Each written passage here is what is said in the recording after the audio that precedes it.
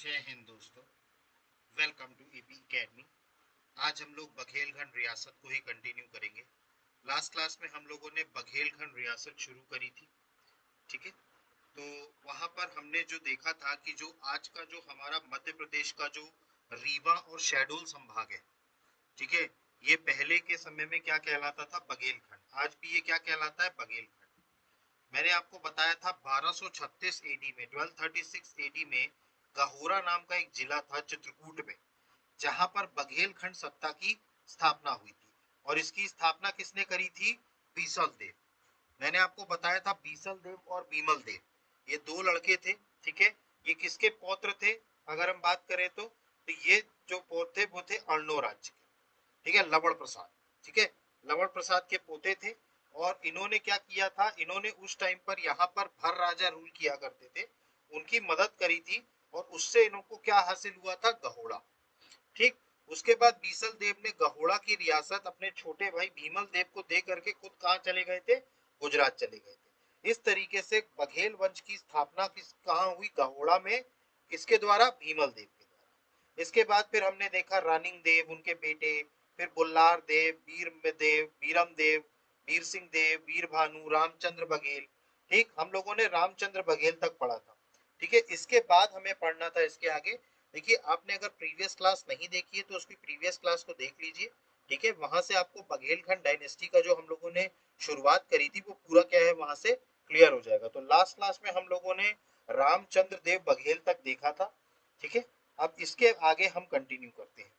ठीक, तो अब इसके बाद क्या होता है कि जब रामचंद्र देव बघेल की मृत्यु हो जाती है तो इनका एक बेटा होता है। ठीक है, इनका नाम था वीरभद्र देव।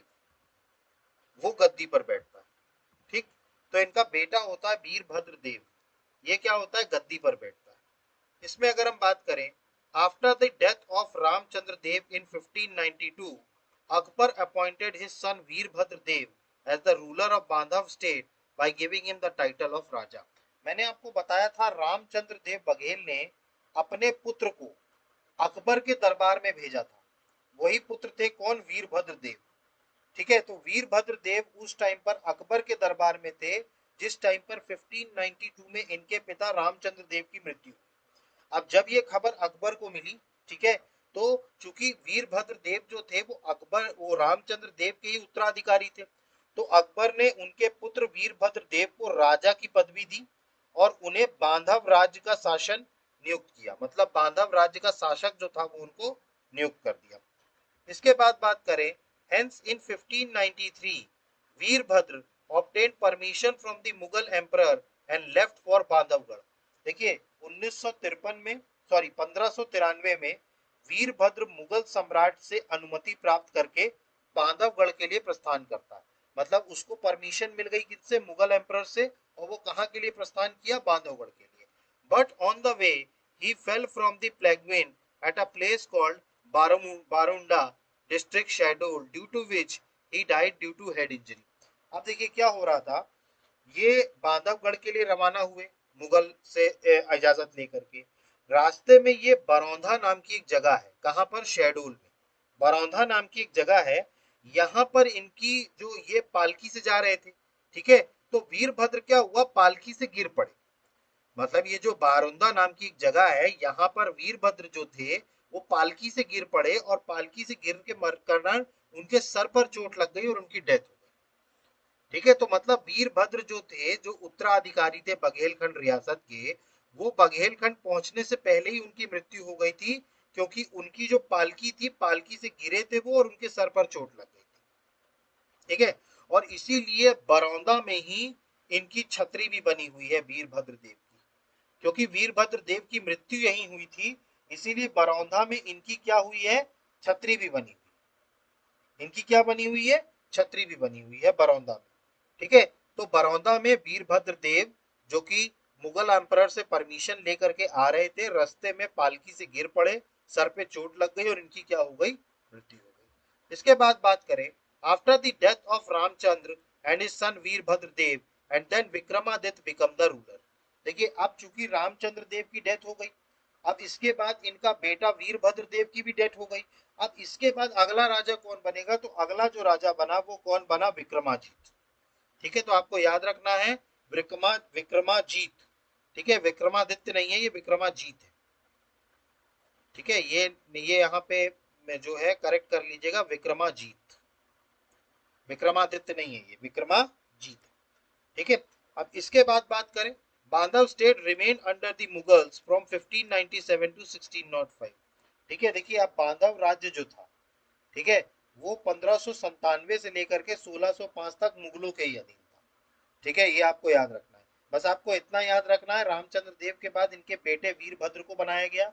वीरभद्र देव मुगलों से परमिशन लेकर के पालकी में जा रहे थे, रास्ते में बरौंदा नाम की जगह है शेड्यूल डिस्ट्रिक्ट में, वहां पर वो गिर पड़े, उनके सर पर चोट लग गई और उनकी डेथ हो गई। उसके बाद फिर वहीं पर वीरभद्र देव की छतरी बनी है बरौंदा में, और वीरभद्र के बाद जो अगले राजा बनते हैं वो बनते हैं विक्रमजीत। ठीक है, तो अगले जो राजा बनेंगे वो बनेंगे विक्रमाजीत।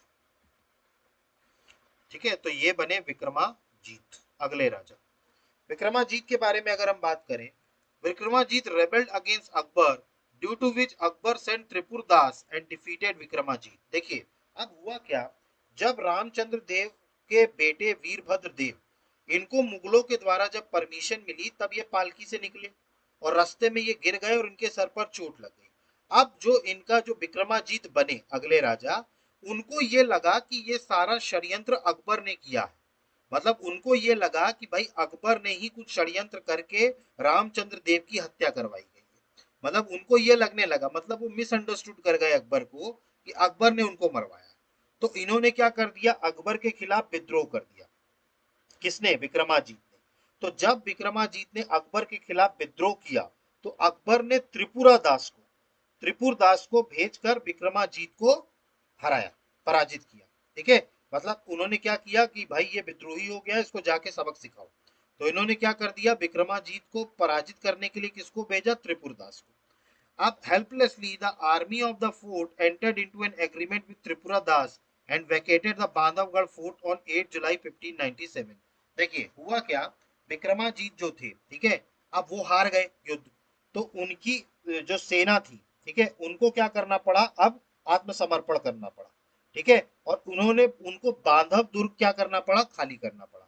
देखिए बांधवगढ़ दुर्ग जो था इनका बड़ा सेफ दुर्ग हुआ करता था, तो उसको क्या करना पड़ गया, खाली करना पड़ गया, क्योंकि ये क्या हो गए थे, पराजित हो गए थे। इसके बाद बात करें, looking at the internal situation, Akbar appointed Tripura Das as the governor of Bandhavgarh who ruled Bandhav state on behalf of the Mughals till 1601 ED.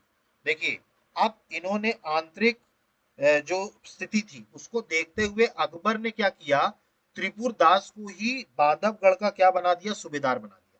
भाई देखिए बांधवगढ़ विक्रमजीत ने छोड़ दिया, तो अब बांधवगढ़ को कोई ना कोई तो देखेगा। तो अकबर ने किसको अपॉइंट किया एज अ सूबेदार के रूप में, त्रिपुरदास को। और त्रिपुरदास ने बांधव स्टेट को देखा on behalf of Mughal till 1601 AD, मतलब 1601 ईस्वी तक मुगलों की तरफ से बांधव राज्य पर शासन किसने किया, त्रिपुरदास ने। ठीक है, ये आपको याद रखना है। इसके बाद बात करें, in 1602 AD Akbar made Virbhadra slave son जीर्णोधान Duryodhan the Bandhavgarh king and appointed Bharti Chand as the guardian of this young king। देखिए 1602 में, देखिए 1601 तक तो किसने राज्य किया, त्रिपुरदास। इसके बाद 1602 में ये वीरभद्र देव का ही एक दासी पुत्र हुआ करता था जिसका नाम था जीर्णोधान। ठीक है, देखिए विक्रमजीत तो इनका पुत्र था वीरभद्र देव का, लेकिन इनका एक दासी पुत्र भी हुआ करता था जीर्णोधान, जिसको दुर्योधन कहते थे। ठीक है, तो 1602 में अकबर ने क्या कर दिया, इसको बांधव की राजगद्दी पर बिठा दिया और भारती चंद को इसका गार्जियन बना दिया।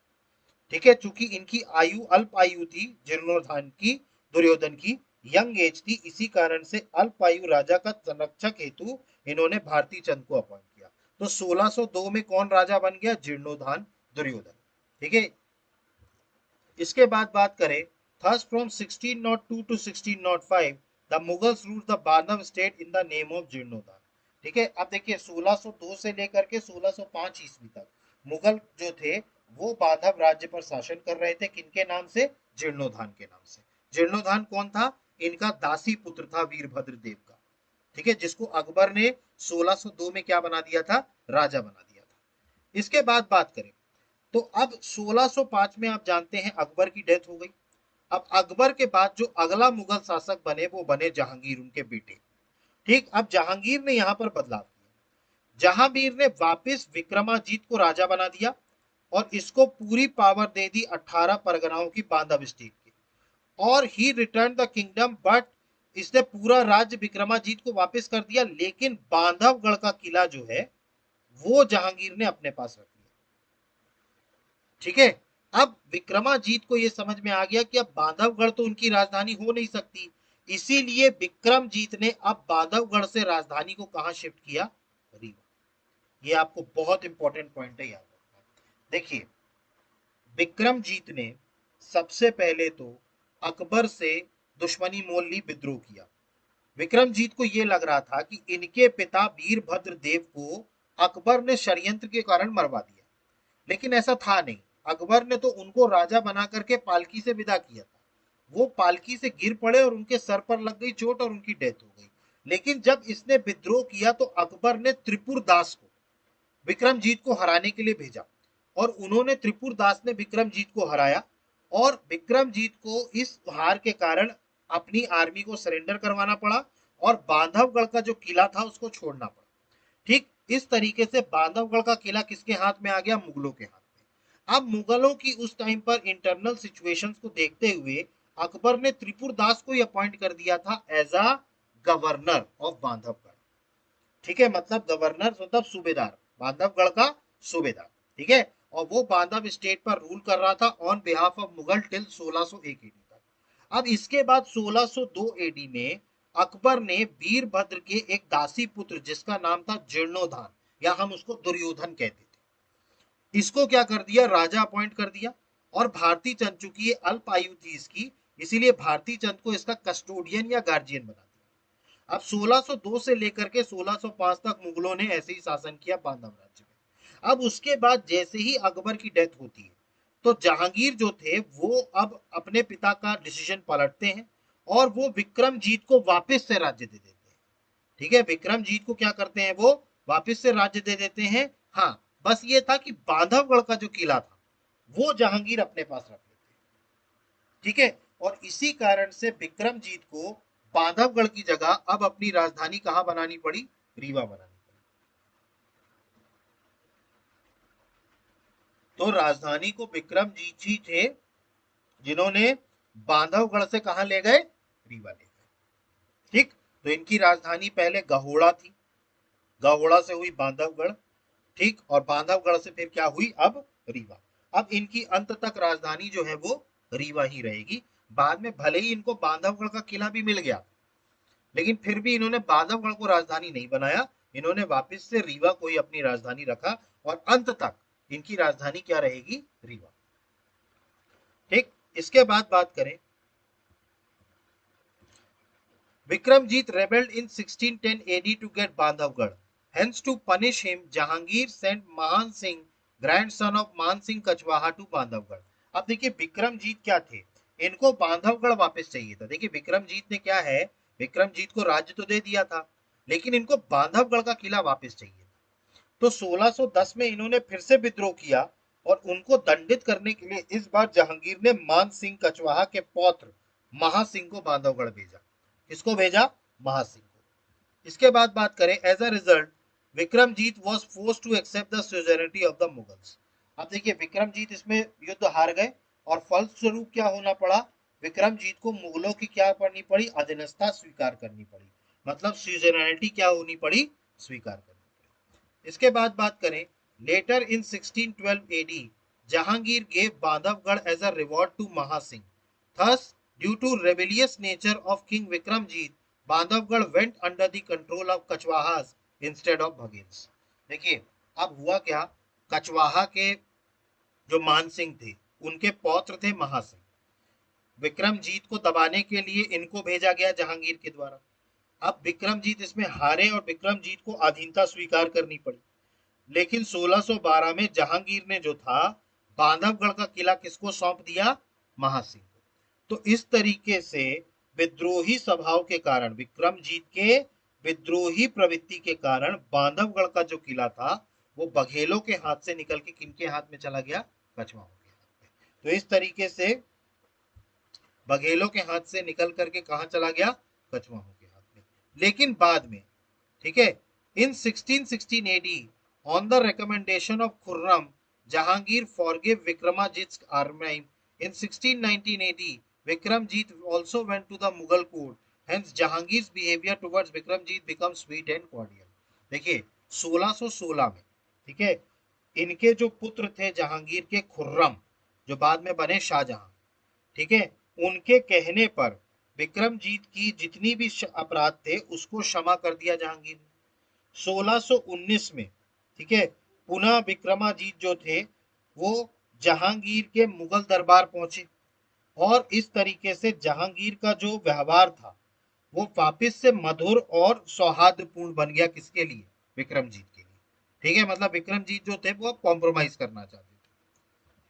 Therefore, in 1624 AD, he gave Vikramjit some more parganas of Bandhav state, which also included Bandhavgarh. देखिए अब वापस से बघेलों को क्या मिल गया?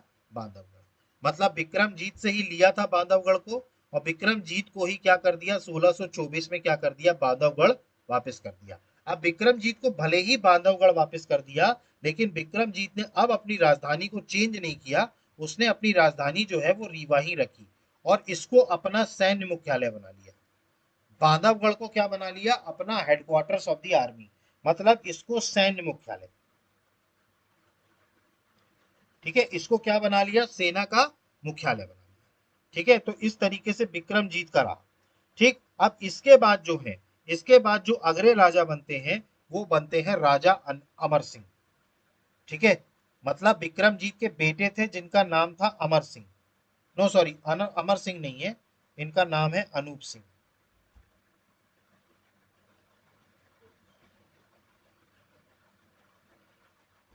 इनका नाम है अनूप सिंह, ये अमर सिंह नहीं है, इनका नाम है अनूप सिंह। तो विक्रमजीत के बेटे थे राजा अनूप सिंह। ठीक है, इन्होंने मुगलों के अगेंस्ट में जुझार सिंह बुंदेला की क्या करी थी? हेल्प करनी पड़ी थी इसको, जुझार सिंह बुंदेला की, अनूप सिंह को। ठीक है, तो विक्रमजीत के बेटे थे। ठीक है, अब इसके बाद जो अगले राजा बने वो बने राजा अनूप सिंह।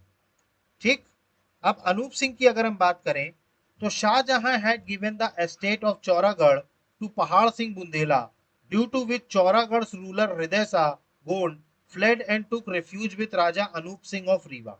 देखिए मैंने आपको बताया था जब मैं गोंडवाना वंश पढ़ा रहा था, ठीक है, तो गोंडवाना वंश के जो है, ठीक है, उनमें हृदय शाह गोंड जो थे, ठीक है, जब वो देखिए जुझार सिंह बुंदेला ने, ठीक है, आप याद करिए प्रेम शाह, गोंडवाना के एक राजा थे जिनका नाम था प्रेम शाह, ठीक है, उनकी हत्या कर दी थी जुझार सिंह बुंदेला ने। ठीक, जिसके एवज में शाहजहां ने अपनी सेना भेजी और जुझार सिंह बुंदेला वहां से जंगल भाग गया और जंगल में उसको गोंडों ने पकड़ लिया और मार दिया। अब जुझार सिंह का एक भाई था जिसका नाम था पहाड़ सिंह बुंदेला। ठीक, तो उसके बाद क्या हुआ? वो राजा बन गया बुंदेला वंश का। अब बुंदेला वंश का जब ये राजा बना पहाड़ सिंह बुंदेला, तो आप याद करिए इसने शाहजहां के साथ वापस से अच्छे संबंध बना लिए थे। देखिए प्रेम शाह के बाद उसका बेटा हृदय शाह, वो गोंडों की गद्दी पर बैठा, गोंडवाना रियासत की। अब हुआ क्या? पहाड़ सिंह बुंदेला ने शाहजहां को पटा लिया। ठीक है, और इससे क्या मिल गई उनको? चौरागढ़ की रियासत मिल गई। अब चौरागढ़ की जब रियासत मिली तो पहाड़ सिंह बुंदेला जब चौरागढ़ पहुंचे तो वहां पर चौरागढ़ में जो गोंडवाना की राजधानी हुआ करती थी वहां से कौन भाग गया? हृदय शाह भाग गया वहां से। और हृदय शाह भागा किसके पास था? मैंने आप याद करिए, मैंने आपको बताया था रीवा के राजा अनूप सिंह के पास। तो उस टाइम पर राजा कौन थे? अनूप सिंह। इसके बाद बात करें, Pahad Singh attacked Anup Singh and on being defeated Anup Singh had to take refuge in the forest of Tyothar. देखिए पहाड़ सिंह ने क्या करा था, जब ये जो हृदय शाह थे ये जब दौड़ के पहुंचे रीवा, तब पहाड़ सिंह बुंदेला ने उनका पीछा किया और रीवा पहुंचे और अनूप सिंह पर आक्रमण किया और अनूप सिंह को पराजित भी कर दिया था, जिसके कारण अनूप सिंह को त्योथर के जिले में क्या लेनी पड़ी? शरण लेनी पड़ी। लेकिन बाद में मुगल, चूंकि देखो बघेलों की मुगलों के साथ संबंध अच्छे थे, बघेलों के मुगलों के साथ क्या थे? संबंध अच्छे थे। तो बाद में शाहजहां ने क्या कर दिया, रीवा का राज्य किसको लौटा दिया वापस से, अनूप सिंह को। तो रीवा का जो राज्य था अनूप सिंह को क्या कर दिया, वापस लौटा दिया किसने, शाहजहां ने। समझ में आया आपको, राजा अनूप सिंह, इन्हीं के टाइम पर हृदय शाह शरण लेने आए थे। हृदय शाह को चौरागढ़ से भगाया था पहाड़ सिंह बुंदेला ने, और पहाड़ सिंह बुंदेला ने अनूप सिंह पर भी क्या कर दिया था, आक्रमण कर दिया था। ठीक, इसके बाद जो अगले राजा बनते हैं वो बनते हैं अवधूत सिंह। तो राजा अनूप सिंह के बाद जो अगले राजा बनते हैं वो कौन बनते हैं, अवधूत सिंह। अवधूत सिंह की अगर हम बात करें, at this time Chhatrasal Bundela son Hriday Shah Bundela attacked Rewa and then Mohammad Khan Bangash defeated Hriday Shah. देखिए इसी टाइम पर, इनके समय पर, अवधूत सिंह के टाइम पर छत्रसाल बुंदेला के पुत्र हृदय शाह ने रीवा पर आक्रमण किया था। देखिए रीवा पर आक्रमण करने का कारण यह था कि छत्रसाल बुंदेला जो थे वो मुगलों से बहुत नफरत करते थे। ठीक है, अब मुगलों से जितने भी मतलब, ठीक है, मुगलों का साथ देने वाले जो लोग भी थे उनके ऊपर ये आक्रमण करते थे। तो मुगलों के दोस्त हुआ करते थे बघेल। तो इन्हीं के समय पर, अवधूत सिंह के समय पर, छत्रसाल बुंदेला का बेटा हृदय शाह बुंदेला ने रीवा पर अटैक किया था। और इसी टाइम पर मोहम्मद बंगश खान ने हृदय शाह को क्या कर दिया था, पराजित कर दिया था। ठीक है, तो ये हुआ किसके टाइम पर था, अवधूत सिंह के टाइम पर। अब अवधूत सिंह में आपको बस इतना ही याद रखना है। अब अवधूत सिंह के बाद जो अगले राजा बनेंगे वो बनेंगे अजीत सिंह। ये सब बघेलखंड के राजाओं को याद रखना है आपको। अवधूत सिंह के बाद जो अगले राजा बनेंगे वो कौन बनेंगे, अजीत सिंह।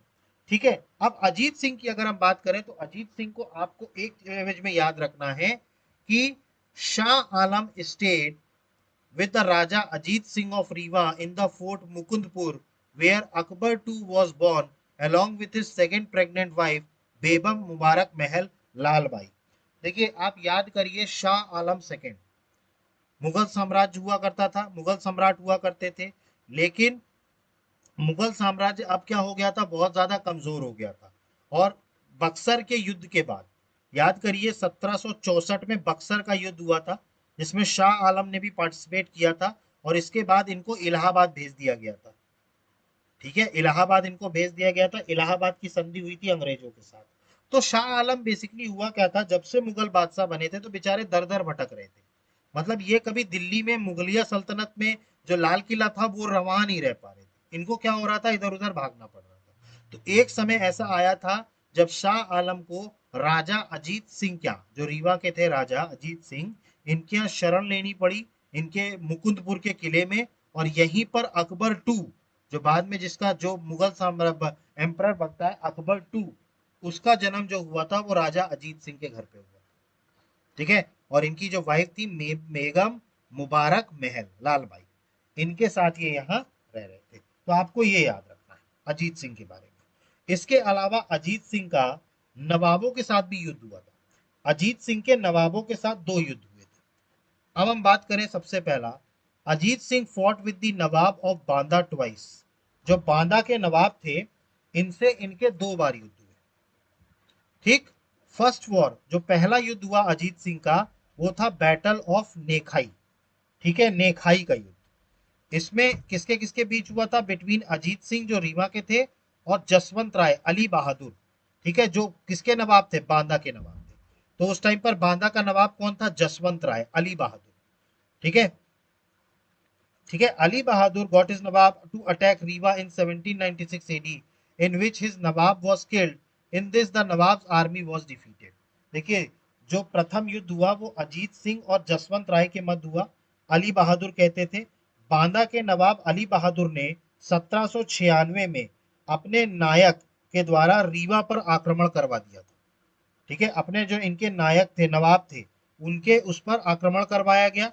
ठीक है, और इसमें नवाब की क्या हुई, मृत्यु हुई, और नवाब की सेना भी इसमें क्या हुई, पराजित हुई। तो इसमें जीते कौन, अजीत सिंह। ठीक, इसके बाद दूसरा युद्ध हुआ 1798 में। ठीक है, जहां पर ही himself came to Rewa. Then Raja Ajit Singh got scared and make a compromise with him and save the independent existence of Rewa state by paying a war compensation of 1 lakh rupees. देखिए अब हुआ क्या कि पहले जो गए थे ना वो नवाब के बंदे गए थे। ठीक है, नवाब नहीं गए थे। अब 1798 में नवाब स्वयं रीवा पर आक्रमण करने गए। और जब नवाब स्वयं करने गए तो ये देख करके अजीत सिंह जो है वो घबरा गया। ठीक है, और घबरा करके उसने क्या कर लिया, समझौता कर लिया। कॉम्प्रोमाइज करना मतलब समझौता करना। ठीक है, और समझौता कर लिया। ठीक है, इसके अलावा इसने अपनी स्वतंत्रता अस्तित्व तो बचा लिया, लेकिन इन्होंने क्या करना पड़ा, इनको वॉर कंपनसेशन या हम जिसे कहते हैं युद्ध का हर्जाना देना पड़ा 1 लाख रुपया। ठीक है, तो आपको याद रखना है अजीत सिंह के ही टाइम पर नवाब ऑफ बांदा के साथ इनका युद्ध हुआ था। ठीक है, और सेकेंड युद्ध में इनको क्या देना पड़ा, 1 लाख रुपए वॉर कंपनसेशन। ठीक, अब इसके अलावा अगर हम बात करें, after the death of Ali Bahadur in 1802, the treaty of Bassein, the entire Bundelkhand came under British rule. ठीक है, hence all the princely states of western Baghelkhand including Mayyar occupied by Bundelas had to take the charter from the British। देखिए हुआ क्या, अली बहादुर की मृत्यु हो जाने के बाद 1802 में बसीन की संधि हुई, जिससे जो संपूर्ण बुंदेलखंड था, ठीक है, वो ब्रिटिश शासन के अंतर्गत आ गया। अच्छा, और बुंदेलाओं ने कुछ क्षेत्र बघेलों के भी जीते हुए थे, जैसे मैयर था, पश्चिमी बघेलखंड था। इन सभी रियासतों को क्या लेनी पड़ी थी, अंग्रेजों की सनद लेनी पड़ी। ठीक है भाई, चार्टर तो लेना पड़ेगा, क्योंकि बुंदेलखंड पूरा जो था वो किसके अंडर में आ गया था, अंग्रेजों के अंडर में आ गया था।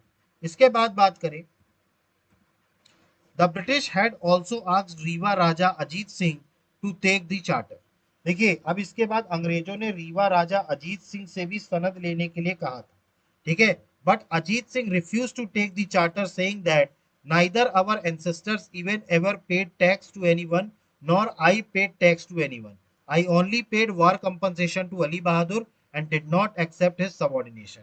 देखिए हुआ क्या, जब अली बहादुर हारे 1802 में, उनकी मृत्यु हुई, तो उनका जितना भी क्षेत्र था अली बहादुर का, वो सब किसके अधीन आ गया, अंग्रेजों के अधीन आ गया। अब इसमें हुआ क्या, जो अजीत सिंह थे, ठीक है, अंग्रेजों ने ये दलील दी कि भाई आप भी अपना सनद दीजिए, लेकिन अजीत सिंह ने यह कह करके टाल दिया, ये कह करके मना कर दिया कि ना तो मेरे पूर्वजों ने, ठीक है, किसी को कर दिया, और ना ही मैंने कभी किसी को कर दिया।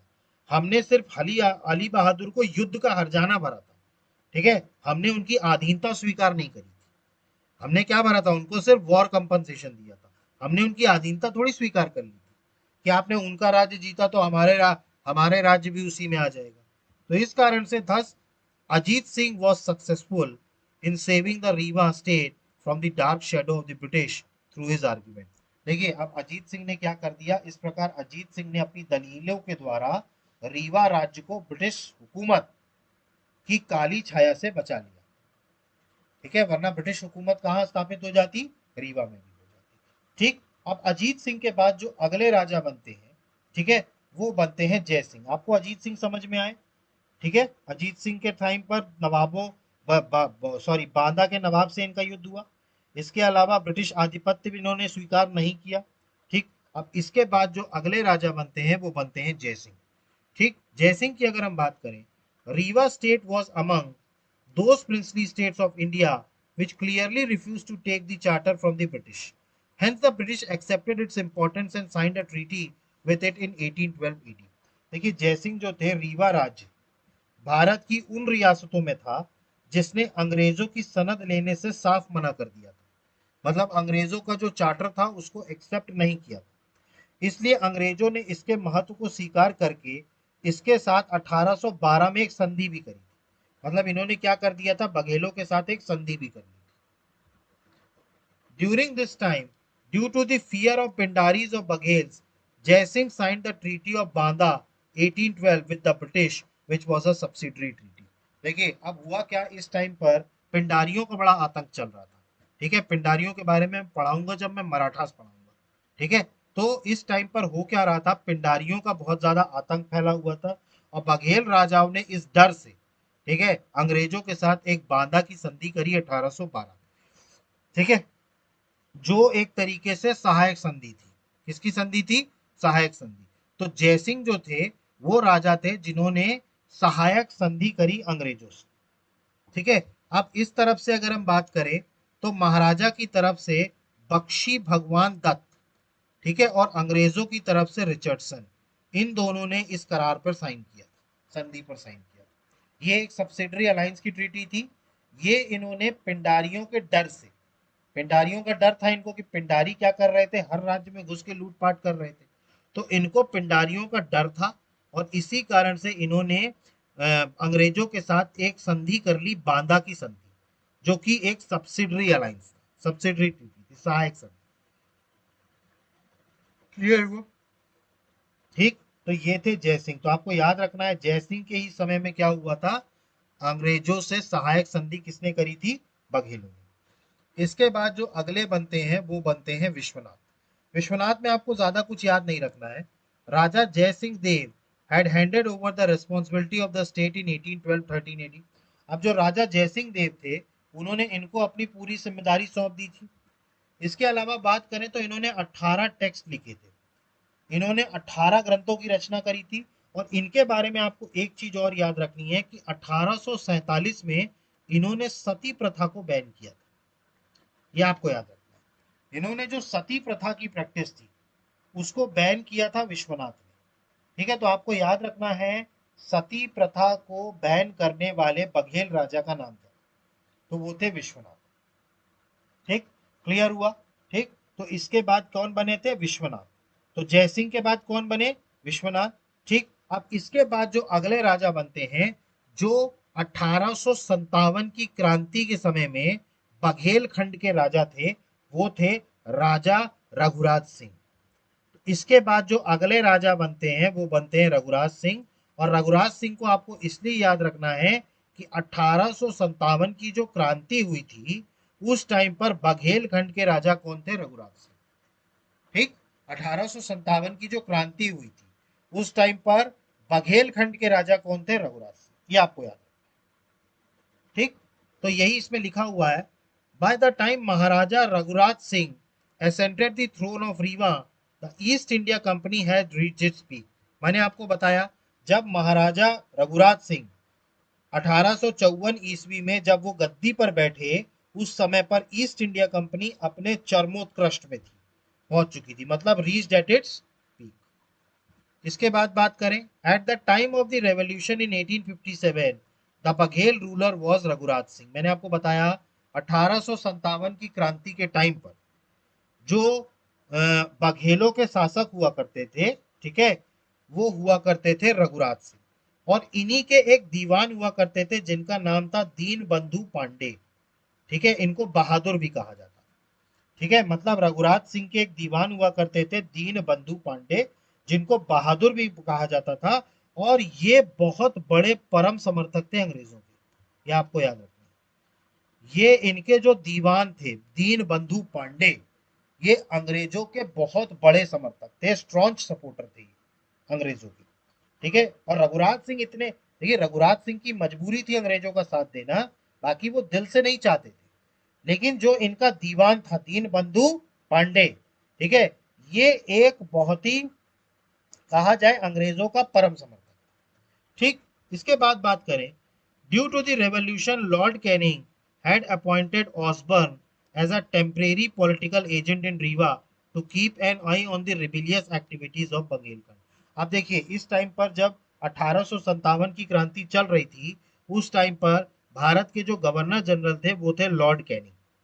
ठीक है, तो जब ये क्रांति चल रही थी तो इसके कारण लॉर्ड कैनिंग ने बघेलखंड में उपद्रवियों के विद्रोहियों की गतिविधियों पर दृष्टि रखने के लिए ऑसबर्न नाम के एक व्यक्ति को अस्थायी पॉलिटिकल एजेंट नियुक्त किया था बघेलखंड में। ठीक है, तो रेवोल्यूशन को देखते हुए लॉर्ड कैनिंग ने ऑसबर्न को अपॉइंट किया as a temporary political agent in Rewa to keep an eye on the rebellious activities of Baghelkhand. फिर इसके बाद बात करें, महाराजा Ranjit Singh played a dual role in 1815 revolution. Outwardly, he was a supporter of the British rule and secretly he provided protection and help to the revolutionaries। अब मैंने आपको बताया था कि महाराजा रघुराज सिंह जो थे इन्होंने दोहरी नीति अपनाई, दोहरी भूमिका अदा करी। ये दिल से अंग्रेजों के साथ नहीं थे, लेकिन चूंकि अंग्रेजों के साथ इनका सब्सिडरी अलायंस था तो इनको अंग्रेजों का बाहरी तौर पर तो अंग्रेजों के साथ इनको होना पड़ा, लेकिन अंदरूनी तौर पर इन्होंने काफी सारी मदद करने का भी प्रयास किया जो क्रांतिकारी थे उनके लिए, तो उनको संरक्षण एवं सहायता प्रदान इन्होंने करी।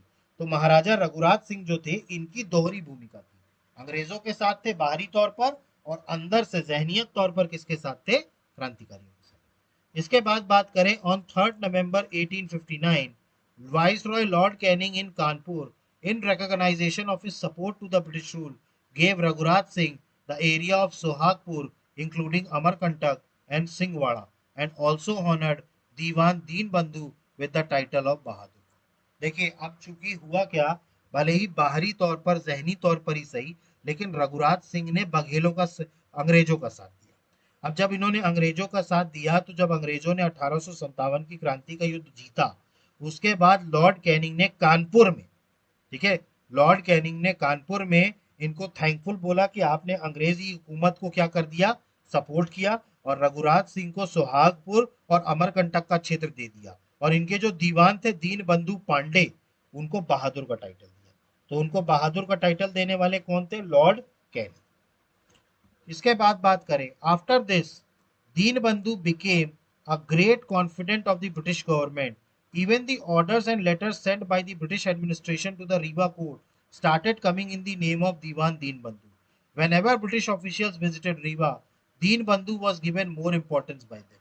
अब देखिए हुआ क्या, इसके बाद से दीन बंधु जो थे वो ब्रिटिश सरकार का बहुत बड़ा विश्वास पात्र बन गया। ठीक है, यहां तक कि ब्रिटिश का जो प्रशासन था रीवा, रीवा दरबार के लिए भेजे जाने वाले आदेश व पत्र भी दीवान दीन बंधु के नाम से आने लगे। मतलब देखिए, कोई भी अगर लेटर आता है तो वो राजा के नाम से आता है। अब राजा कौन थे, महाराजा रघुराज सिंह, तो राजा के नाम से नहीं आ रहा था, उनके जो दीवान थे दीन बंधु पांडे, उनके नाम से आने लगा। ठीक है, इसके अलावा अगर हम बात करें, जब भी कोई ब्रिटिश अधिकारी रीवा आया करता था तो उनके द्वारा दीन बंधु को ज्यादा इंपॉर्टेंस दिया जाने लगा था। ठीक है, मतलब they are giving more importance to the diwan then raja. राजा को ज्यादा वो देने के अलावा इनको दीन बंधु को देना पड़ा। दीन बंधु's pride grew so much that he never missed an opportunity to make sarcastic remarks on the decision of महाराजा रघुराज सिंह। देखिए, अब दीन बंधु पांडे जो था, उसको अंग्रेज थोड़ा पूछने क्या लगे कि वो इतना घमंडी, उसका घमंड इतना ज्यादा बढ़ गया कि वह महाराज रघुराज सिंह के निर्णयों पर भी कटाक्ष करने लगा। मतलब उसके सार्कास्टिक रिमार्क्स हुआ करते थे, कटाक्ष करने से नहीं चूक रहा था। In such a situation Maharaja Raghuraj Singh became an angry with Diwan Deen Bandhu and started planning to separate him from the administration. अब देखिए, महाराजा रणजीत सिंह ये सारी चीजें देख रहे थे। एक तो अंग्रेज भी दीन बंधु को बहुत ज्यादा इंपॉर्टेंस दे रहे थे, अंग्रेज उनसे ही मिलने आया करते थे, जो भी अंग्रेज रीवा आया करता था। तो ये सारी चीजें महाराजा रघुराज सिंह देख रहे थे। और इसके अलावा दीन बंधु ने महाराजा रघुराज सिंह का भी मजाक उड़ाना शुरू कर दिया था, या उनके ऊपर भी सार्कास्टिक कमेंट शुरू कर दिए, कटाक्ष करने लगा। तो इस चीज को देखते हुए रघुराज सिंह बहुत ज्यादा नाराज हुए और इन्होंने फिर प्लानिंग बनानी शुरू कर दी कि किसी भी करके इस दीन बंधु को तो यहां से प्रशासन से हटाना है। ठीक, दीन बंधु को प्रशासन से हटाना है। इसके बाद बात करें, Rewa Maharaja went from Satna to Allahabad to take bath in Ganga. देखिए, रीवा के जो महाराजा थे, इन्होंने सतना से इलाहाबाद गंगा स्नान करने गए। There he met former Diwan of Gwalior Sir Dinkar Rao on 22nd June 1868 and convinced him to become the administrator of Riva state. देखिए हुआ क्या, देखिए ये अपने दीवान से हटना चाहते थे, दीन बंधु से, उनसे छुटकारा पाना चाहते थे। अब रीवा के महाराजा सतना से इलाहाबाद स्नान करने गए, गंगा स्नान करने, तो वहां पर इनकी मुलाकात हुई सर दिनकर राव से, जो ग्वालियर के दीवान हुआ करते थे, सिंधियाओं के दीवान हुआ करते थे। ठीक है, तो सिंधियाओं के दीवान हुआ करते थे सर दिनकर राव, इनसे इनकी मुलाकात हुई रीवा के राजा महाराजा रणजीत सिंह से। ठीक है, अब जब ये महाराजा रघुराज सिंह से, जब ये महाराजा रघुराज सिंह से मिले तो रघुराज सिंह जी ने इनको अपने राज्य का प्रशासक बनाने के लिए राजी कर लिया कि भाई आपने अपना बहुत अच्छा प्रशासन ग्वालियर में चलाया था, आप हमारे राज्य के भी क्या बन जाइए, प्रशासक बन जाइए। ठीक, तो इन्होंने एक्सेप्ट कर लिया था। As a result, on the suggestion of Raghuraj Singh, Paul sent a letter to Dinkar Rao on 3rd July 1868 to become the administrator of Rewa state. Hence, Dinkar Rao came to Rewa on 21st July 1868. इस तरीके से हुआ क्या, रघुराज सिंह के सुझावों पर Coles ने 3 जुलाई 1868 ईस्वी को रीवा राज्य का प्रशासन बनने के लिए दिनकर राव के पास पत्र भेजा। अतः दिनकर राव 21 जुलाई 1868 ईस्वी को रीवा आए। ठीक है, तो 21 जुलाई 1868 को ये कहाँ पहुंच गए? रीवा पहुंच गए। अब इसके बाद बात करें, after this on 5 August 1868 Deen Bandhu Pandey was separated from the administration as per the wish of Rewa Maharaja. अब देखिए, इसके बाद जब ये पहुंचे दिनकर राव, तो इसके बाद 5 अगस्त 1868 को दीन बंधु ने, ठीक है, पांडु को प्रशासन से पृथक कर दिया गया, सेपरेट कर दिया गया। किसके कहने पर? महाराजा रीवा के, रीवा के महाराजा रघुराज सिंह के कहने पर। यहां तक क्लियर हुआ आपको? अब कौन प्रशासनिक वो बन गए, अधिकारी बन गए इनके? Sir Dinkar Rao, sir Dinkar Rao. ठीक, अब इसके बाद अगर हम बात करें, तो अब इसके बाद जो अगले राजा बनते हैं, ठीक है, रघुराज सिंह के बाद जो अगले राजा बनते हैं वो कौन बनते हैं? वेंकट रमन। ठीक है, तो जो अगले राजा बनते हैं वो कौन बनते हैं? वेंकट रमन। ठीक, रघुराज सिंह के बाद जो अगले राजा बने वो कौन बने? वेंकट रमन। ठीक, अब वेंकट रमन की बात करें, तो Venkat Raman Ramanuja Prasad Singh coronation was done on 8 October 1880 by general Daly. देखिए, अब जो वेंकट रमन रामानुज प्रसाद सिंह जो थे, इनका राज्यभिषेक कब हुआ? 8 अक्टूबर 1880 ईस्वी को जनरल डेली के द्वारा करवाया गया। ठीक, इसके बाद बात करें, when he was a minor a British established Baghelkhand Regency for governance. The British government handed over the power of the state to him in November 1995। देखिए, 1880 में जब वेंकट रमन का जब राज्याभिषेक हुआ तो उस टाइम पर ये अल्पवयस्क थे, मतलब ये माइनर थे। ठीक है, तो ये पूरा साम्राज्य चला नहीं सकते थे। अब उस टाइम पर आप याद करिए, अंग्रेजों के साथ जिनका भी वो था, शासन था अंग्रेजों के उसमें छत्र छाया में, तो अगर वहां पर कोई वैसा राजा हुआ करता था जिसकी अभी उतनी उम्र नहीं हुई थी, ठीक है, तो उनको क्या करते थे? उनके लिए एक रीजेंसी बनाई जाती थी ब्रिटिश गवर्नमेंट के द्वारा। ठीक, उनके लिए क्या बनाई जाती थी? एक रीजेंसी बनाई जाती थी। तो ऐसे ही बघेल राजा के लिए भी क्या बनाई गई? रीजेंसी बनाई गई। और बाद में जब वो वयस्क हो गए, मतलब जब अडल्ट हो गए, जब उनको लग गया कि हाँ ये अब प्रशासन चला सकते हैं, तब उनको सत्ता सत्ता सौंप दी 1895, 1895। इसके बाद बात करें, some government officials wanted to keep the governance of Rewa state under the British government and declared Venkat Raman Singh unfit for governance. देखिए, अब क्या हुआ, कुछ राजकीय पदाधिकारी जो थे वो रीवा राज्य का शासन जो था वो अंग्रेजी सरकार के अधीन ही रखना चाहते थे, और इन्होंने वेंकट रमन सिंह को राज्य कार्य के लिए अयोग्य ठहराया था, मतलब he is unfit for governance. इसके बाद बात करें, that is why as soon as he came to power Maharaja Venkat Raman Singh made 3 announcement on 15 November 1895। देखिए, अब इसी के कारण हुआ क्या, सत्तारूढ़ होते ही 15 नवंबर 1895 को महाराजा वेंकट रमन सिंह ने 3 घोषणाएं की थी। ठीक है, इन्होंने 3 घोषणाएं की थी। ठीक है, अब हमें वो देखना है कि वो 3 घोषणाएं कौन कौन सी थी। तो सबसे पहली जो घोषणा थी, in the first announcement those who opposed were order to leave Rewa state within 24 hours. देखिए, हुआ क्या, सत्तारूढ़, देखिए क्या हुआ था, कुछ लोग ये चाह रहे थे कि बघेल खंड पे जो राज्य चले वो अंग्रेजों का चले, कुछ नौकरशाही चाह रहे थे ये चीज। तो इन्होंने क्या करा, प्लानिंग के तहत महाराजा वेंकट रमन सिंह को क्या साबित करने की कोशिश की? अयोग्य ठहराने की कोशिश। अब इस चीज को समझते हुए जैसे ही वो सत्ता में बैठे, उन्होंने तुरंत 3 घोषणाएं कर दी।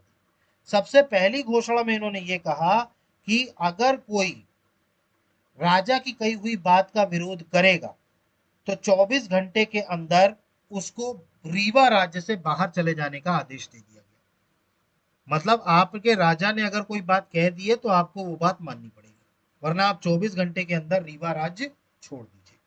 दूसरा जो अनाउंसमेंट किया, Hindi was made the state language and in the third announcement his well wishers were honoured by giving them areas lands and post etcetera. देखिए, अपने जो दूसरी घोषणा थी उसमें एक तो हिंदी को राजकीय भाषा, और जो तीसरी घोषणा थी इनकी उसमें अपने हितैषियों को, जो अपने वेलविशर्स थे, उनको इलाके, भूमि, पद आदि देकर सम्मानित किया गया। ठीक है, मतलब इन्होंने 3 अनाउंसमेंट किया था। पहला, अगर कोई विरोध करता है तो उसको तुरंत जेल में डालो और 24 घंटे के अंदर उसको रीवा राज्य से बाहर निकालो। दूसरा, उन्होंने हिंदी को राजकीय भाषा बना दिया। और तीसरा अनाउंसमेंट किया कि जो अपने खुद के, अगर हम बात करें, हितैषी हुआ करते थे, ठीक है, तो उनको क्या कर दिया, इलाके, भूमि, एरियाज, लैंड, पोस्ट, ये सब चीजों से क्या करने लगे, सम्मानित करने लगे। इसके बाद आपको एक और चीज याद रखनी है, 1903 में जो दिल्ली दरबार हुआ था, ठीक है, देखिए दिल्ली दरबार अपन इतिहास में पढ़ेंगे 3 बार हुआ है दिल्ली दरबार। ठीक है, तो 1903 में जो दिल्ली दरबार हुआ था, ठीक, उसमें क्या किया था, इन्होंने शिरकत करी थी बघेलखंड की तरफ से। इसने शिरकत करी थी, वेंकट रमन ने। इसके अलावा बात करें तो 1905 में he met the Prince of Wales Indore. ठीक है, मतलब प्रिंस ऑफ वेल्स से मुलाकात करी जो इंदौर के थे 1905 में। ठीक, तो ये थे वेंकट रमन सिंह। ठीक है, अब वेंकट रमन सिंह ने कुछ इंपॉर्टेंट वर्क किए। ठीक है, वेंकट रमन सिंह ने क्या किए, कुछ रिफॉर्म्स किए हैं, कुछ काम किया। अब हमें एक एक करके उनके कामों को देखना है कि वेंकट रमन ने क्या क्या काम किए। ओके, क्लियर है ये? तो अब देखेंगे हम वेंकट रमन ने क्या क्या काम किए। तो सबसे पहला काम जो इन्होंने किया वो किया प्रशासनिक सुधार। अब हम देखते हैं कि इन्होंने क्या क्या एडमिनिस्ट्रेटिव रिफॉर्म किए थे वेंकट रमन सिंह ने। सबसे पहला अगर हम बात करें, after the death of Pratap Singh in 1904 the post of Diwan was abolished and in its place two commissioners were appointed for the revenue and justice department। देखिए, इनके एक दीवान हुआ करते थे प्रताप सिंह। तो 1904 में प्रताप सिंह की मृत्यु हो जाने के बाद इन्होंने दीवान का पद ही समाप्त कर दिया। ठीक है, और उसके स्थान पर राजस्व और न्याय विभाग के लिए 2 कमिश्नर इन्होंने नियुक्त किए। इसके अलावा बात करें, पंडित जानकी प्रसाद was appointed to the post of Saktari and the Maharaja kept the post of commander in chief with himself। देखिए, अब इन्होंने क्या किया, सतकत्री का पद जो था वो पंडित जानकी प्रसाद को नियुक्त किया गया और कमांडर इन चीफ का जो पद था वो महाराज ने क्या कर दिया, अपने पास रखा। ठीक है, कमांडर इन चीफ का पद अपने पास रखा। इसके अलावा बात करें, the advisory assembly Rawal council formed in the superintendency regime was abolished and 4 secretaries were appointed for various departments of the administration। देखिए, हुआ क्या, सुपरिटेंडेंसी, शासन में गठित सलाहकारी सभा, देखिए रॉयल काउंसिल में सुपरिटेंडेंसी रेजिम में बनी हुई एडवाइजरी असेंबली, ठीक है, एडवाइजरी असेंबली मतलब सलाहकारणी सभा, शाही काउंसिल को समाप्त करके इन्होंने क्या कर दिया था, रॉयल काउंसिल को क्या कर दिया था, समाप्त कर दिया था। और उसकी जगह पर इन्होंने 4 सेक्रेटरी, ठीक है, मतलब कि इन्होंने प्रशासन के विभाग भागों के लिए 4 सचिवों का अपॉइंटमेंट किया, उनकी नियुक्ति करी, 4 सेक्रेटरीज की नियुक्ति करी। ठीक है, अलग अलग विभाग के लिए। ठीक है, मतलब इनकी एक समिति हुआ करती थी, सभा हुआ करती थी, जिसका नाम था क्या, कौन सी सभा हुआ करती थी, एडवाइजरी असेंबली। इसका मतलब हुआ करता था सलाहकारणीय सभा। इसको क्या कर दिया, खत्म कर दिया गया और इसकी जगह पर 4 सेक्रेटरी अपॉइंट किए अलग अलग डिपार्टमेंट से, एडमिनिस्ट्रेशन के। तो बेसिकली ये 3 प्रशासनिक सुधार किए थे वेंकट रमन सिंह ने। ठीक है, इसके बाद बात करें, अगला जो इनका रिफॉर्म था वो था न्यायिक सुधार, जुडिशियल रिफॉर्म्स। अब इन्होंने जुडिशियल लेवल पर क्या क्या रिफॉर्म्स किए, तो जुडिशियल में अगर हम बात करें तो the state was divided into north Rewa and south Rewa and courts were established in both the parts and 2 magistrates were appointed. देखिए, सबसे पहले तो इन्होंने क्या किया, राज्य को 2 भाग में बांट दिया, उत्तरी रीवा और दक्षिणी रीवा, इसमें विभाजित कर दिया। और दोनों ही भागों में इन्होंने क्या स्टैब्लिश कर दिया, न्याय, मतलब न्यायालय जो था वो स्थापित कर दिया, कोर्ट स्टैब्लिश कर दी। ठीक है, और दोनों ही पार्ट्स में इन्होंने क्या रख दिए, मजिस्ट्रेट नियुक्त कर दिए। ठीक है, तो सबसे पहला काम क्या किया, इन्होंने राज्य को 2 भाग में बांट दिया, नॉर्थ रीवा और south Rewa. But the commander in chief was also given the right to decide criminal and civil cases। अच्छा देखिए, कमांडर इन चीफ चूंकि राजा खुद थे, ठीक है, अब चूंकि न्यायालय तो इन्होंने बनाया था लेकिन न्यायालय से भी ऊपर कौन हुआ करता था, राजा हुआ करता था। तो इन्होंने क्या कर दिया था, कमांडर इन चीफ चूंकि जो खुद राजा थे, उनको यह अधिकार दे दिया था कि वो डिसाइड करें कि कौन सा केस फौजदारी और सिविल मुकदमों का फैसला कर सके, वो have the right to decide civil and criminal cases. इसके अलावा बात करें, along with this, Chauras were established at many places in 1897 for the decision of goods and civil cases. देखिए, अब न्यायालय के अलावा इन्होंने क्या किया, माल और दीवानी मुकदमों के निर्णय के लिए 1897 में मुख्य स्थानों पर चौरे स्थापित कर दिए। चौरा मतलब एक तरीके से आप लोक अदालत मान लो, छोटी सी अदालत, चौरास स्थापित कर दिए थे, जहां पर छोटे मोटे जो मैटर हुआ करते थे वो सॉल्व हुआ करते थे। इसके अलावा बात करें, इन 1898 the rules of courts fees and stamps were also reform. देखिए 1898 में कोर्ट की जो फीस और स्टाम्प हुआ करते थे, इन नियमों में भी क्या लाया गया, सुधार लाया गया। इसके अलावा बात करें, the penal code for thieves and dacoits was strictly implemented and death penalty was retained। अब देखिए, इन्होंने जो चोर और डाकुओं के लिए, ठीक है, जो दंड विधान बना के रखे थे, उसको कठोरता से लागू किया गया। मतलब जो चोर थे या जो डकैत हुआ करते थे, इनके लिए जो दंड विधान लिया करता था, पैनल कोड, ठीक है, पीनल कोड, ठीक है, वो हुआ करता था, उसको इन्होंने क्या करा, बहुत कठोरता से उसका पालन करवाया गया। और इसके अलावा मृत्यु दंड को इन्होंने बहाल रखा था, मतलब मृत्यु दंड भी इनके समय पे दिया जाता था। ठीक, तो ये सारे इनके न्यायिक सुधार थे। ठीक है, इसके बाद बात करें, लैंड रिफॉर्म्स वर्क, मतलब भूमि सुधार कार्य। ठीक है, अब भूमि सुधार कार्य इन्होंने क्या किया था, इन 1905 the state land was measured again and a complete land related investigation was done.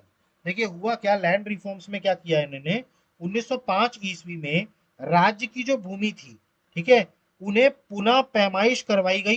पैमाइश मतलब मेजर किया गया, और भूमि संबंधी पूर्ण जांच की गई। मतलब पूरा इन्वेस्टिगेशन किया गया, किसके पास कितनी कितनी भूमि है। ठीक है, और ये काम कब किया गया, 1905 में। क्लियर, तो ये इनके भूमि सुधार कार्य। ठीक है, तो न्यायिक सुधार कार्य इनके हो गए, भूमि सुधार कार्य हो गए। अब इनका जो अगला कार्य होता था वो था आर्थिक सुधार, इकोनॉमिक वर्क। आर्थिक सुधार में इन्होंने क्या किया था, पहला, arrangements were made to teach handicraft to the prisoners in the jail so that after being release from the jail they can earn their livelihood through handicrafts. देखिए इन्होंने क्या किया, जेल में कैदियों को दस्तकारी, हैंडीक्राफ्ट, हाथ से बुने हुए जो बुनकर होते हैं ना, दस्तकारी, ठीक है, तो इन्होंने क्या किया, जेल में कैदियों को हैंडीक्राफ्ट सिखाने की व्यवस्था की गई। ठीक है, जिससे कि जब वो जेल से बाहर निकले तो अपने हैंडीक्राफ्ट या दस्तकारी के माध्यम से अपना जीवन निर्वाह कर सके, मतलब कुछ चीजें क्या कर सके, पैसा कमा सके। इसके अलावा बात करें, apart from this the state also started earning income from the blankets, गाजी, carpets manufactured in the jail. देखिए अब हुआ क्या, चूंकि हैंडीक्राफ्ट्स की शिक्षा देने लगे ये जेल में कैदियों को, अब कैदी जो होंगे जेल में सामान बनाएंगे, तो जेल में भी जो चीज बनने लगी, जैसे कंबल हो गए, गाजी हो गया या दरी हो गई, तो इससे भी क्या करने लगा, इसको भी बेच करके राज्य की आमदनी होने लगी। मतलब जो चीज जेल में जो जो कैदी हुआ करते थे वो बना रहे थे, उनको भी क्या किया जाने लगा, बाहर बेचा जाने लगा। इसके बाद बात करें, some roads were also constructed to increase the facilities of transport and to make the trade prosperous, among which Rewa Umaria road was important.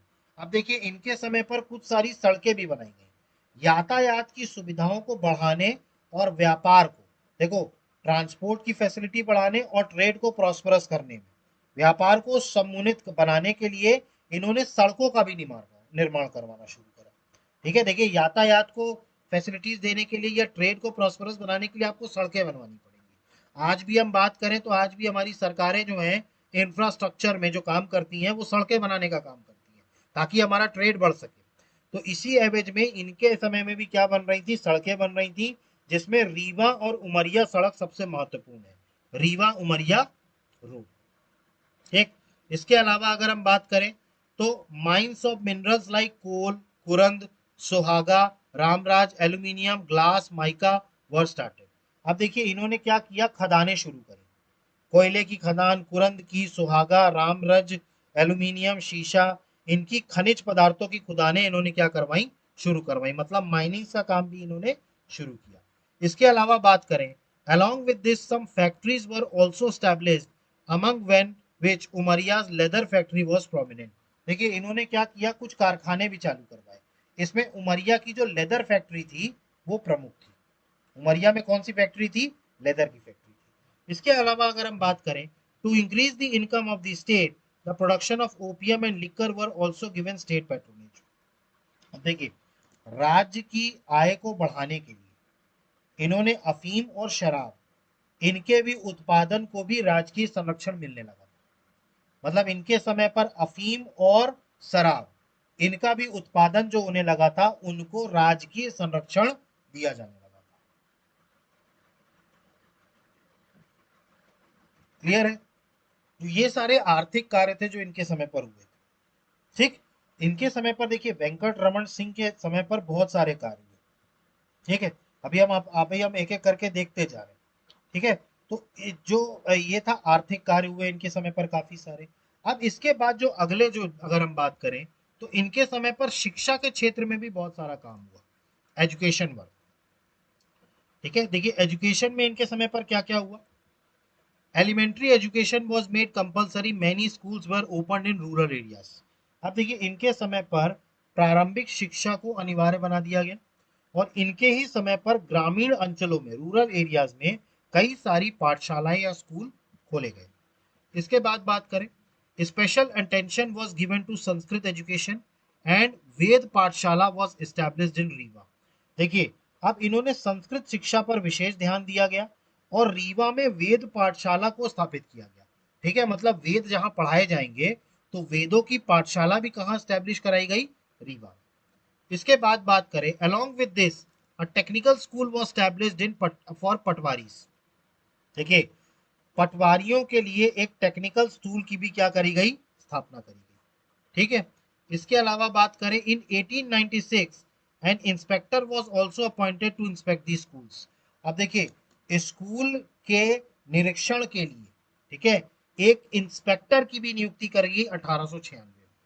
ठीक है, जो मतलब स्कूल का निरीक्षण करेंगे कि भाई स्कूल में ठीक तरीके से पढ़ाई लिखाई हो रही है या नहीं हो रही है। इसके अलावा बात करें, libraries were established with the aim of encouraging education. आप सोचिए इनके समय पर शिक्षा को प्रोत्साहन करने के उद्देश्य से पुस्तकालय स्थापित किए गए। मतलब आप कल्पना कर सकते हैं कितना सारा काम हुआ वेंकट रमन सिंह के समय पर। तो लाइब्रेरीज स्टैब्लिश्ड हुई है with the aim of encouraging education, मतलब पुस्तकालय स्थापित किए गए। इसके अलावा बात करें, अ लाइब्रेरी नेम्ड सरस्वती भंडार was established in Riva Fort and many important handwritten books were stored in it. Later this library came to be known as Venkat विद्या सदन। देखिए इन्होंने एक लाइब्रेरी बनवाई थी जिसका नाम था सरस्वती भंडार और ये रीवा के किले में मौजूद थी। ठीक है, तो ये जो लाइब्रेरी थी सरस्वती भंडार, ठीक है, इसमें कई सारे महत्वपूर्ण ग्रंथ रखे गए। ठीक है, हैंड रिटन बुक्स जो थी यहाँ पर रखी गई थी और बाद में इसी पुस्तकालय का नाम बदल के क्या हो गया, वेंकट विद्या सदन। चूंकि वेंकट जी ने बनवाया था, ये वेंकट रमन जी ने, तो उन्हीं के नाम पर बन गया वेंकट विद्या सदन।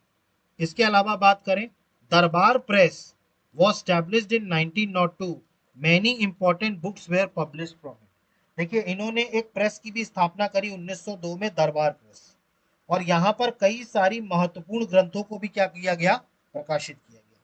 इसके अलावा बात करें, along with this special encouragement was given to Bharat भर का हिंदी न्यूज़पेपर।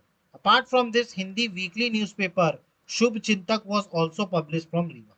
देखिए इनके समय पर कई सारे न्यूज चैनल, हिंदी समाचार पत्र भी स्थापित होने लगे, जिसमें भारत भ्राता था हिंदी समाचार पत्र। इसके अलावा रीवा से हिंदी का एक साप्ताहिक पत्र हुआ करता था जिसका नाम था शुभ चिंतक, वो भी कहां से पब्लिश होने लगा, रीवा से। ठीक, तो ये सारे इनके शैक्षणिक कार्य थे। ठीक, ये सारे इनके क्या कार्य थे, शैक्षणिक कार्य थे। ठीक है, जो इन्होंने एजुकेशन के लिए किया। इसके अलावा अगर हम बात करें तो इन्होंने स्वास्थ्य संबंधी कार्य भी किए, हेल्थ रिलेटेड वर्क भी इन्होंने किया। ठीक है, अब इन्होंने स्वास्थ्य संबंधी कार्य क्या क्या किए, hospitals were opened in the major towns of the state in which free medicine were arranged. देखिए इन्होंने क्या किया, राज्य के प्रमुख कस्बों में अस्पताल खोले गए, ठीक है, जहां पर मुफ्त की दवाएं व्यवस्थित की गई, मतलब व्यवस्था करी गई कि मुफ्त में दवाएं मिल सके। इसके अलावा बात करें, postal management was organised and post office were established at various places as per the needs. देखिए अब हुआ क्या कि डाक प्रबंधन को व्यवस्थित करने के लिए और आवश्यकता अनुसार जगह जगह पर डाक घर भी इन्होंने स्थापित कराए थे। ठीक है, हालांकि ये हेल्थ रिलेटेड नहीं है, ये पॉइंट यहाँ गलती से आ गया है, लेकिन आपको इसमें ये जो पॉइंट आएगा ये आपका उसमें आएगा। ठीक है, अगर आप उसमें डालना चाहो यातायात में, ठीक है, यातायात में या संचार अगर हम कहें, ठीक है, इस पॉइंट को आप अलग रख लीजिएगा, इस पॉइंट को आप डाल दीजिएगा संचार में, information and technology, communication technology.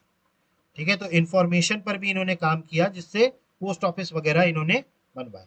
Health related काम में आपको सिर्फ लिखना है अस्पताल के बारे में जहां पर मुफ्त में दवाएं मिली गई। क्लियर।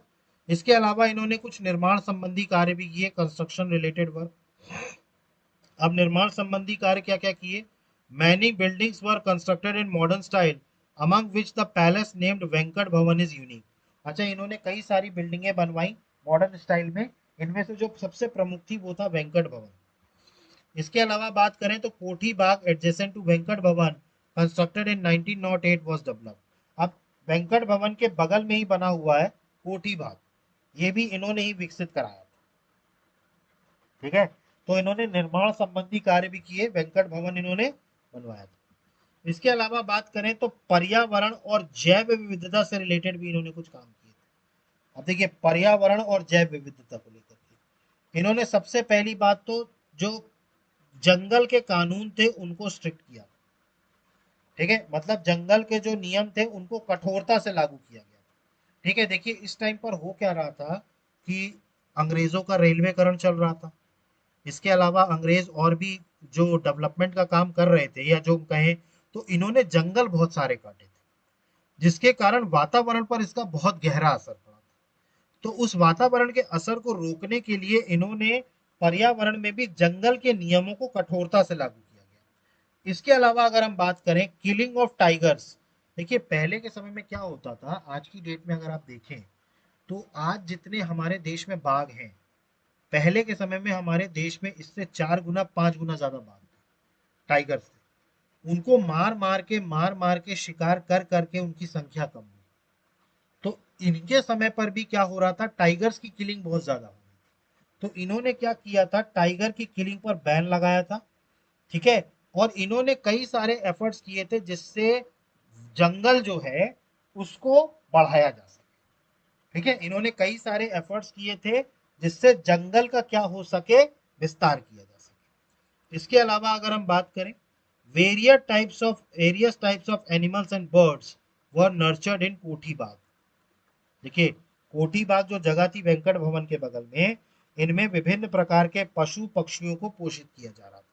नर्चर्ड मतलब यहाँ पाला जा रहा था, अलग अलग तरीके के एनिमल्स और बर्ड्स। क्लियर हुआ? तो पर्यावरण संबंधित, जैव और बायोडाइवर्सिटी संबंधित इनके कार्य समझ में आए। ठीक, इसके अलावा इनके कुछ सैन्य कार्य थे और जन कल्याणकारी कार्य भी थे, वो भी हम देख लेते हैं। ये सब रिलेटेड वर्क्स थे वेंकट रमन सिंह के। Law and order related works, इसमें अगर हम बात करें, police system was expanded, the number of police stations was increased. देखिए इन्होंने क्या किया, सबसे पहले तो पुलिस व्यवस्था का विस्तार किया और कई सारे पुलिस थानों की संख्या भी इन्होंने बढ़ाई। इसके अलावा बात करें, the full responsibility of protecting the lives and property of the people was handed over to the police. देखिए पूरी जिम्मेदारी किसको दी गई, प्रजा के जान माल और की सुरक्षा का पूर्ण दायित्व किसको दिया गया, पुलिस को दिया गया। But in Rewa the army itself used to do the work of the police. अब चूंकि रीवा इनकी राजधानी हुआ करती थी, तो रीवा में जो फौज हुआ करती थी वो भी किसका काम करती थी, पुलिस का काम किया करती थी। हालांकि पूरे राज्य में प्रजा की जो जान माल थी, मतलब लोगों की जो लाइफ्स और प्रॉपर्टीज थी, उनकी सुरक्षा करने का पूरा दायित्व किसको दिया गया था, पुलिस को दिया गया था। लेकिन रीवा में सैनिक लोग भी क्या किया करते थे, इनका काम किया करते थे। ठीक, इसके अलावा अगर हम बात करें, अब हम देखेंगे इन्होंने सैन्य में क्या क्या काम किया। मिलिट्री वर्क, मिलिट्री वर्क की अगर हम बात करें तो on 27 July 1904 Maharaja Venkat Raman Singh himself took the post of commander in chief. मैंने आपको बताया था इन्होंने खुद ही कमांडर इन चीफ का पद ग्रहण कर लिया था and reorganize the army and got military cantonments built in Rewa, Bandhavgarh, Baghau and Satna. देखिए इन्होंने क्या किया, 1904 में महाराजा वेंकट रमन सिंह ने स्वयं कमांडर इन चीफ का पद ग्रहण कर लिया और फौज का पुनर्गठन किया और रीवा, बांधवगढ़, बघऊ और सतना यहाँ पर इन्होंने फौजी छावनियां बनवाई, मिलिट्री कैंटोनमेंट, फौजी छावनियां बनवाई।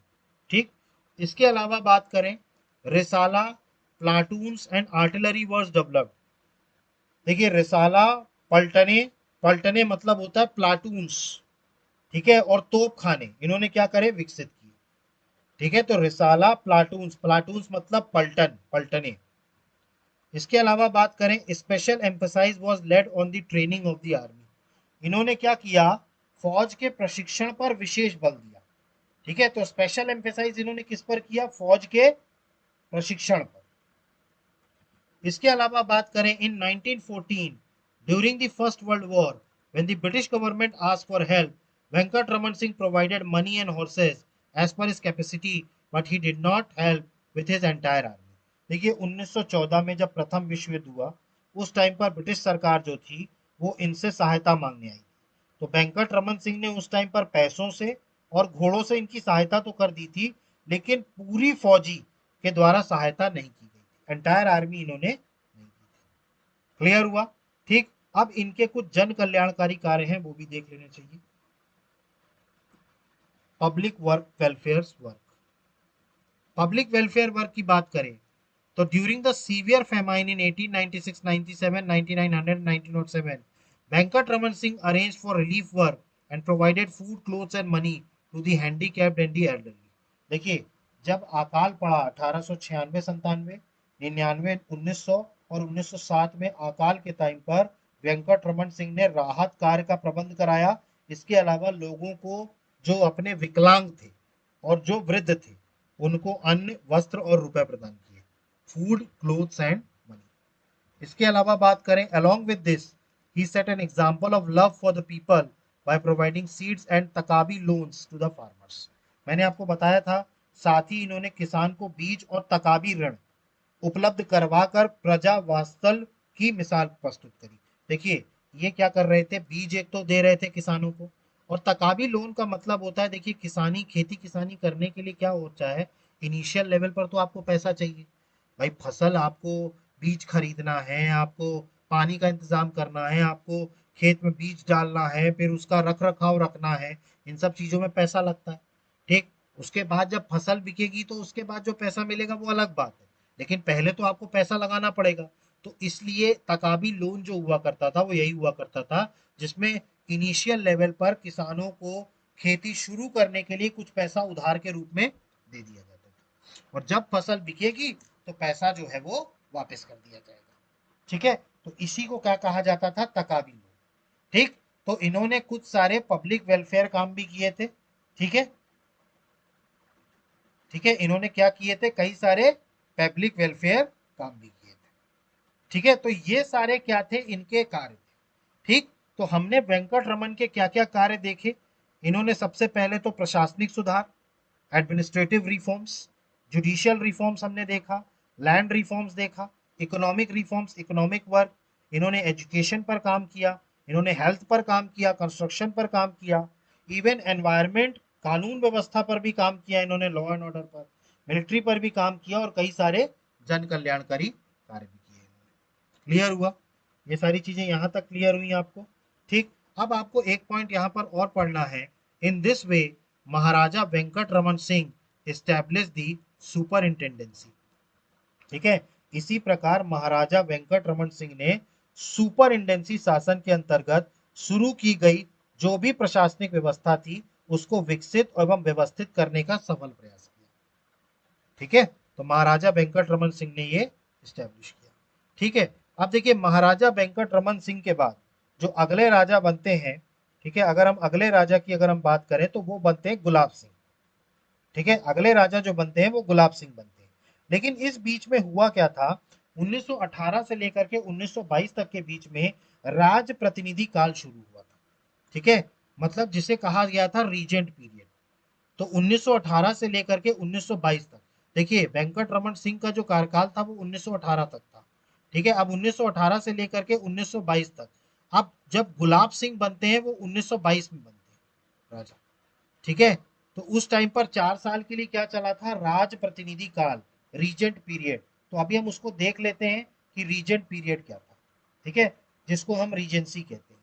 तो इसमें अगर हम बात करें, at the time of death of Venkat Raman Singh in October 1918 his son Gulab Singh was a minor. मैंने आपको बताया था, हमेशा अंग्रेजों के उस पे अगर कोई साम्राज्य में अगर कोई व्यक्ति राजा की डेथ होती थी और अगर उसका उत्तराधिकारी माइनर हुआ करता था, ठीक है, माइनर का मतलब होता है नाबालिग।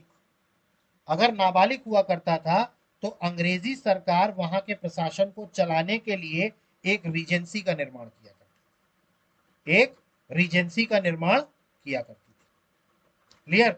अब एक रीजेंसी का निर्माण जब किया करती थी तो इस टाइम पर यही रीजेंट पीरियड हमको देखना, जिस टाइम पर गुलाब सिंह क्या थे, माइनर थे। Hence the British government appointed Ratlam king Sajjan Singh. देखिए, इसीलिए क्या थे, चूंकि जो गुलाब सिंह थे वो माइनर थे, तो इन्होंने रतलाम के राजा सज्जन सिंह को रीजेंट बनाया रीवा स्टेट का। ठीक है, इन्होंने क्या किया, ब्रिटिश सरकार ने रतलाम नरेश सज्जन सिंह को रीवा राज्य का रीजेंट नियुक्त किया, जिन्होंने प्रशासन को संचालित करने के लिए 7 सदस्यीय काउंसिल ऑफ रीजेंसी बनाई, 7 मेंबर कमेटी बनाई, जिसमें बंदब दास और इतमादबल, ठीक है, बंदा दास और इतमादुल, ठीक है, 7 सदस्यीय काउंसिल ऑफ रीजेंसी बनाई गई। ठीक है, ठीक है, 7 सदस्यीय काउंसिल ऑफ रीजेंसी, ये आपको ये लिखना है, आप गलती से लिख गया है, ये लिखना है, 7 सदस्यीय काउंसिल ऑफ रीजेंसी बनाई। He formed a 7 member committee council of regency to run the administration. इसके बाद बात करें, the council change the administration of Rewa state by doing various reforms in a short period of 4 years। अब देखिए, वेंकट रमन सिंह ने जो reforms किए थे उसमें बहुत सारे एडमिनिस्ट्रेशन चीजों को चेंज कर दिया, किसके द्वारा, काउंसिल के द्वारा। ठीक है, ये जो रीवा की काउंसिल बनी थी, काउंसिल ऑफ रीजेंसी, अपने 4 साल के कार्यकाल में। अब इन्होंने क्या क्या चेंजेस किए हम देख लेते हैं। Changes in the military system. Military system की अगर हम बात करें, सैन्य सैन्य उसमें, the armies was limited to a great extent to reduce expenses. अब इन्होंने क्या कर दिया, खर्च को कम करने के लिए फौज को अत्यंत सीमित कर दिया गया। इसके अलावा बात करें, now instead of 4 platoons 1 platoon Venkat battalion was kept in 2 risalas, only 1 risala Raghuraj lancer, and in artillery instead of 4 batteries 1 battery was kept. देखिए, अब इन्होंने क्या किया, इन्होंने खर्चा कम करने के लिए जो चले 4 पलटने हुआ करती थी, उनकी जगह पर इन्होंने वेंकट बटालियन को रख करके सिर्फ 1 पलटन रखी।